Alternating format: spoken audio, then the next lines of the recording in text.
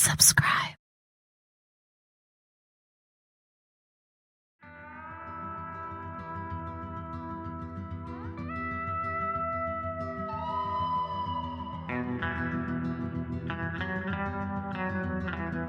I'd always settled disputes with words, not fists, and up to the day we opened the Double R, I'd never had a fight outside the ring.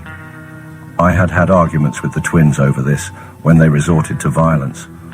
I told them they should not get involved in fights, but they would sneer and say I had no idea what was going on, what it was like when someone was spoiling your business. I found myself taking a different view when the troublemakers started getting busy at the Double R. After all the hard work that had gone into transforming that Bow Roadhouse, I was damned if I was going to stand by and watch some mindless Jack the Lads ruin the venture before it had properly started. So, when there was no other way out, I met violence with violence. I spoke to the idiots in the language they understood, and, since I was fit and technically well equipped, I was able to handle myself more than adequately. Reggie was amused and quietly pleased by my attitude. The afternoons were worst. If there was going to be trouble, that was the time.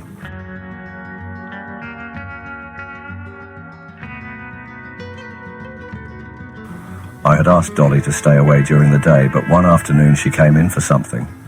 3 blokes were drinking at the bar and one said, "Hello, darling."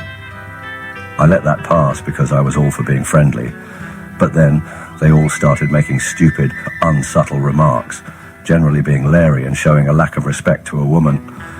I was serving behind the bar and politely asked them to be quiet because Dolly was my wife. Unfortunately, they took no notice, and finally, I went around the other side of the bar to show them the door. One of them threw a punch, and before I knew it, I was having a row with all 3. Bill Donovan, who had been badly hurt in the coach and horses battle several years before, was on the door and helped me out. We finally sent the troublemakers on their way with a message not to come back. When Reggie heard about it, he said, "Now you know. Sometimes you've got to fight." I could not argue, but all the aggro got on my nerves and made me sick. I found it hard to understand the mentality of people who took a delight in smashing up something that was nice.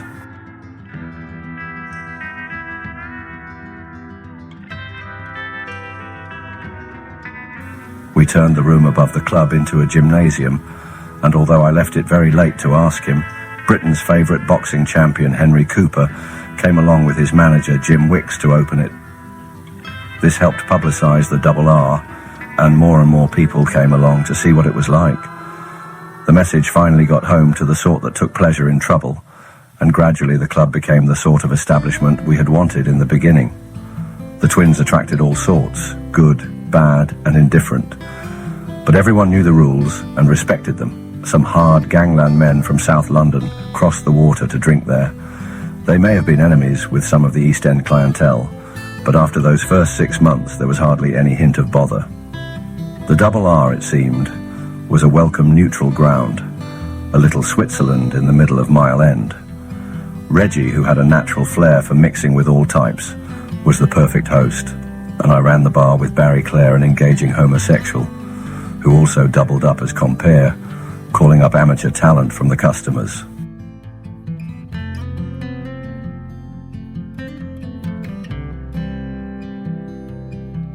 One night a lady asked Barry if she could sing a number. It was a beautiful blues song and she was so good, I asked her if she would come along and sing a couple of times a week. She was thrilled and said, "I'd be delighted." "How much do you want?" I asked. The lady laughed. "I don't want any money for singing."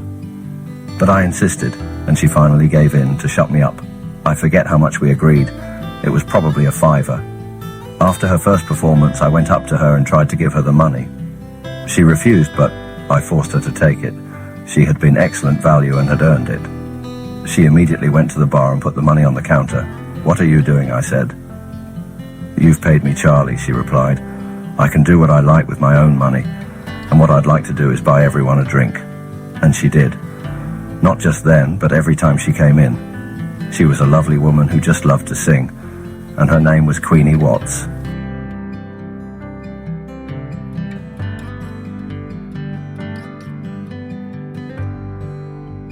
For the rich and famous, the West End had always been the place for a night out.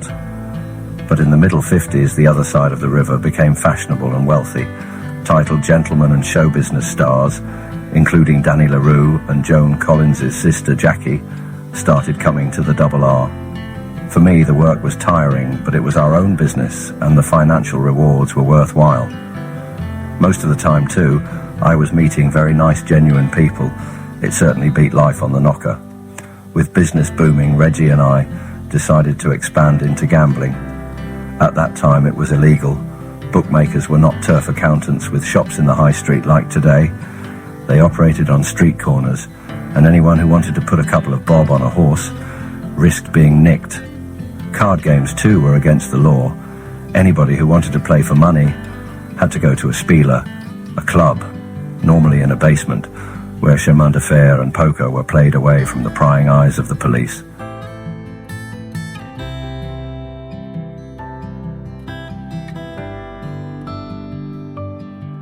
Reggie and I saw the financial possibilities in spielers, and we acquired one across the road from the Double R. Within a couple of months, we opened 2 more. Money suddenly was coming out of our ears. To make life even sweeter, a member of the Double R tipped me off about an empty flat in Narrow Street in Wapping. It was a 2-bedroomed flat on the 2nd floor of a shabby block called Brightling Sea Buildings, built for dockers and their families nearly 100 years before. A palace it wasn't, but it was a place Dolly, Gary and I could call ours at last, and I snapped it up the same day. I had the money to move to a posher pad, away from the manor, but the thought didn't occur to me. The East End was in my blood, and anyway, that was where we were making a very good living. Dolly adored the new lifestyle. She had always dreamed of being rich, and now that there was a few bob around, she made the most of it, with lots of new clothes and regular hairdos. We went to West End clubs with upper crust patrons of the Double R, who accepted us as friends, Cockney accents and all, or we enjoyed ourselves with old friends in the East End.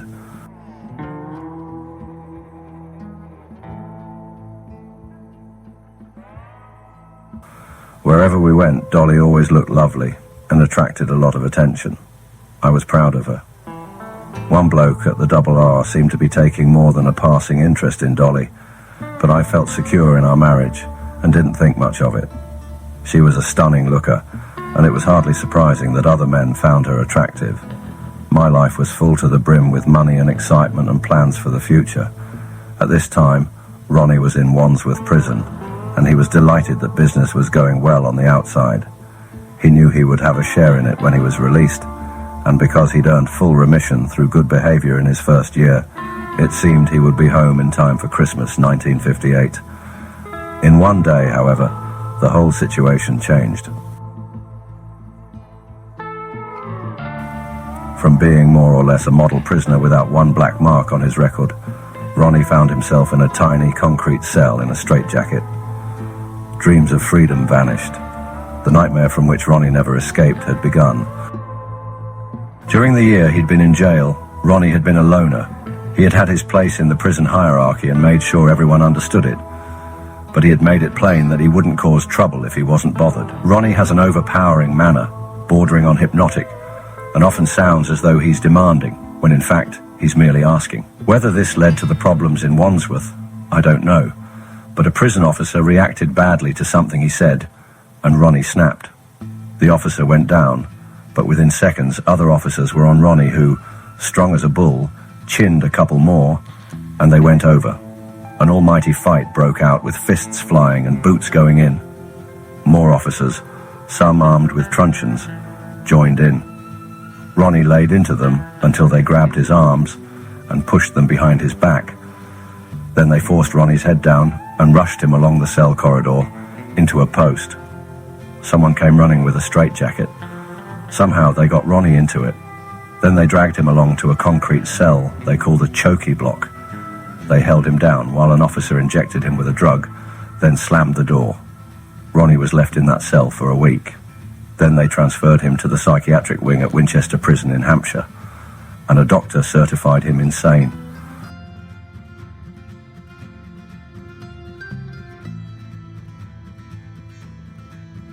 The family all reacted differently. I was very worried and disturbed because I realised the implications. Ronnie could be kept in jail indefinitely. Mum couldn't believe it, but she tried to keep cool about it and was as optimistic as usual, saying everything would be bound to sort itself out in the end. The old man wouldn't believe it. Ronnie was being clever, he said.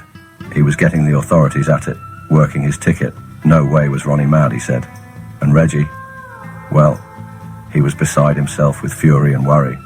If his identical twin, the man who shared his innermost thoughts, had been officially declared a nutcase, what on earth did that make him?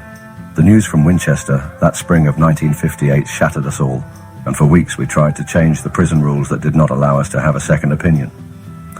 Meanwhile, Ronnie was given massive doses of a tranquilizing drug called Stemetil. We were told this was to stabilize him and curb his violent tendencies. But it dulled his mind and affected his memory, and we were powerless to do anything about it. We watched him deteriorate before us to a point where sometimes he didn't even recognize us. Out of my mind with worry, I decided to find out just what Stemetil was. When I did, I was horrified.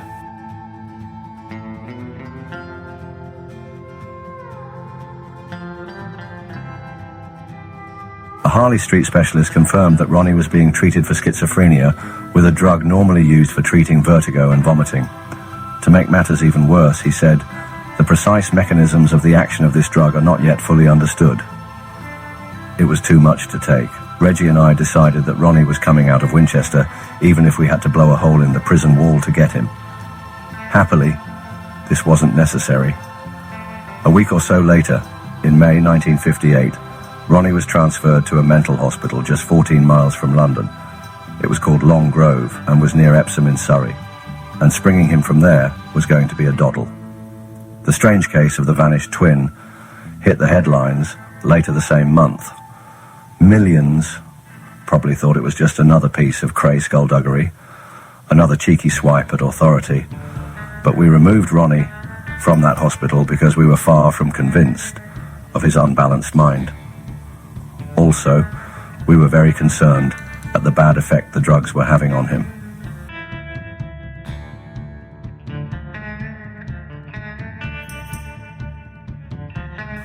One thing the drugs hadn't done was change Ronnie's appearance. He still looked like Reggie. When Reggie put on a blue suit, white shirt and blue tie, similar to those Ronnie wore in the hospital, only those who knew them well could spot the difference. When Reggie had his hair cut as short as Ronnie's and put on a pair of glasses, even I had trouble telling them apart. The switch was a simple operation. Leaving some friends in a couple of cars outside the hospital grounds, Reggie went in to see Ronnie as though it was just another routine visit. They sat chatting at a table in the small visiting hall and waited until a patrolling male nurse's back was turned. Ronnie whipped off his glasses, Reggie slipped his on.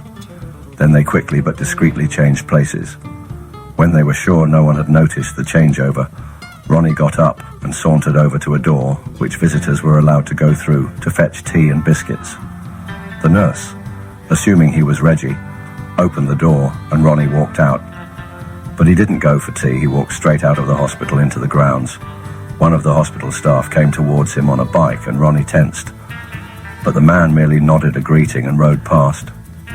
Ronnie walked on until he reached the gate, and then he spotted the cars Reggie had told him about and he was gone.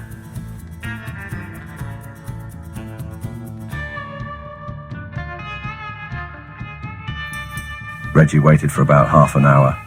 Then he went up to the nurse on the door and said, "Excuse me, Ron's been a long time getting the tea. I didn't think they were allowed to get the tea." The nurse looked puzzled. "You're Ronnie," he said. Reggie shook his head. "I'm Reggie. Ronnie went to get the tea and I'm getting worried because he's not come back." The nurse stared at Reggie closely. He must have believed him because he ran off with a very worried look on his face. Then all hell broke loose. An alarm bell went off, hospital staff started running around, and then the police arrived. Someone said to Reggie, "This is all down to you," but Reggie pleaded innocence. "I just came to see him. He went to get the tea." Then everyone got excited.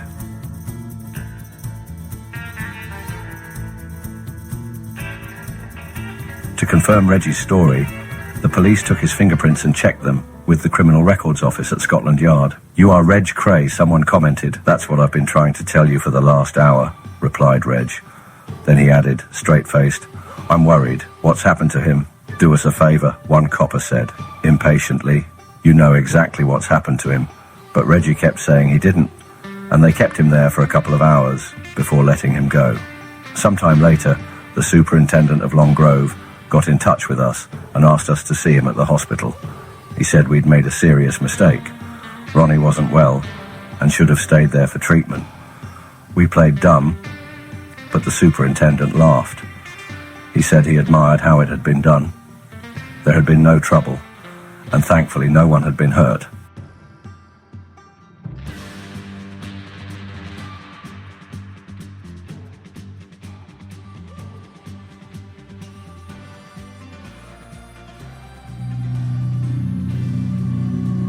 Thank you for watching. If you enjoyed the video, please join our Facebook group. It's called Krays Crime Lords of London. We're a friendly moderated group with over 1,000 Kray and other celebrated gangster videos available for view. There's also thousands of images in the photos sections. The link for the group is in the YouTube description section. I hope we see you there soon. Leave a like and subscribe.